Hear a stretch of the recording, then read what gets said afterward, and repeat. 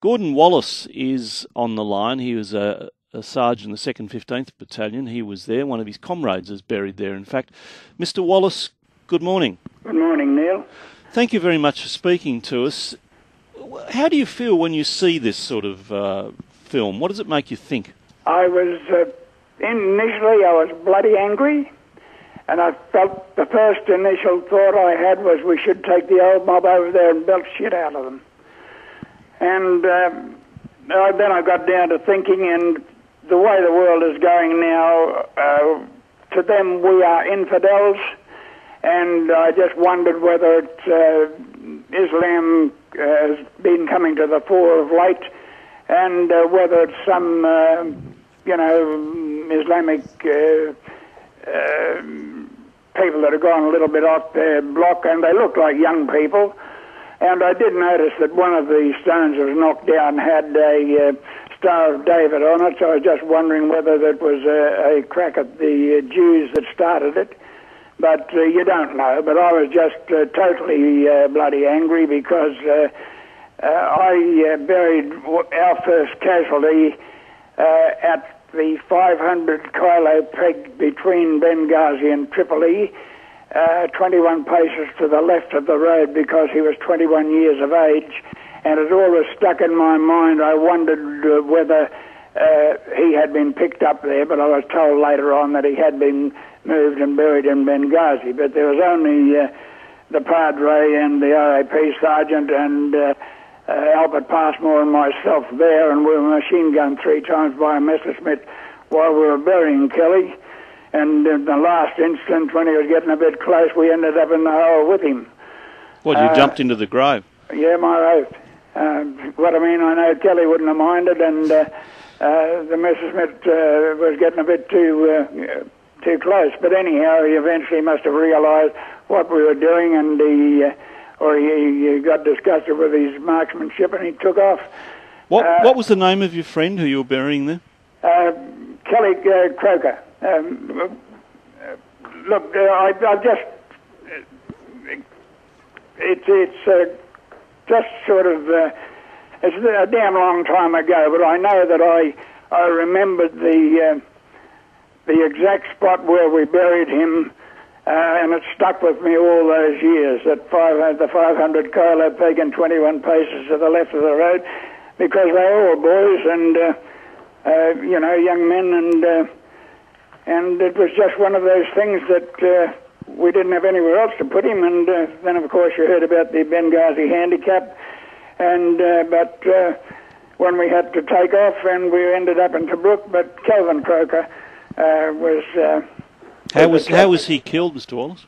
He was on a patrol and he stepped on a mine in an unmarked field, because in those days minefields were slapped down, and no one bothered to take compass bearings or anything like that. They were slapped down in a hurry because of probably tanks approaching and that. We took over from the 6th Div, and we were green troops. When we went up there, we had rifle and bayonets, a couple of 50 round. I don't know if we had 2 grenades each. We had 1 Bren gun to a platoon instead of 3. How old were you? 19. Oh, dear. I turned 21 3 days after the Germans chucked it in at Alamein. It's, talking to people like you just reminds me, and I've been lucky not to have been through it, reminds me of the senselessness and the waste of war. You talk about your mate Kelly being killed, and you yourself at age 19 going through that sort of stuff. Well, it's just one of the things you do. At that particular time we were all bulletproof, and it was the biggest show on earth, and we thought it would be over before we got there. But the main thing is, of course, yeah. But when it's important to hear you talk about that, because this puts a face on the sort of people who are buried in this cemetery where these blokes have desecrated. It's just a disgraceful thing to do. Well, of course, as I say, to them we are infidels, and their religion has no place for our religion, and whether that's what's behind it or they're just a mob of hoons, such as we call them here, but they don't have any control over the various militia groups that that were part of the revolution there, and since the makeshift government that they've got there now has taken over, they don't seem to be able to control these various groups that are up there. So I suppose we've been lucky, actually, because around the world, most of the Commonwealth cemeteries and that have been well looked after and haven't been desecrated. No, well, that's true, and the Australian officials are going to go and check this, and I'm sure it'll be fixed, and the Syrian government's apologised. I think most Muslims would be outraged by it, but... Oh, I would say so. But I mean, because you've got a few ratbags that are not under control, and you know, anyone in charge of the cemetery, well, these fellows had weapons and that, so they would be hopeless against them. Have you been back since the war? I went back to Alamein in 2002. What was that like? Oh, well, it was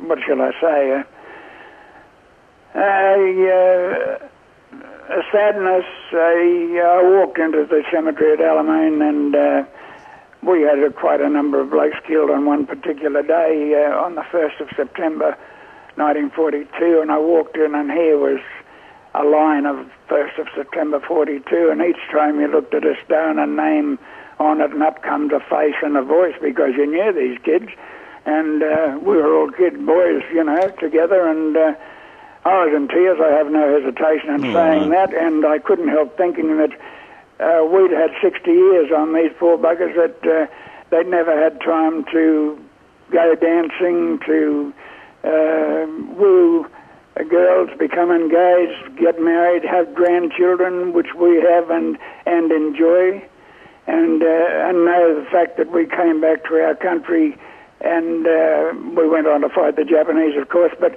at least our country was still our country. But the way things are going now, I often wonder.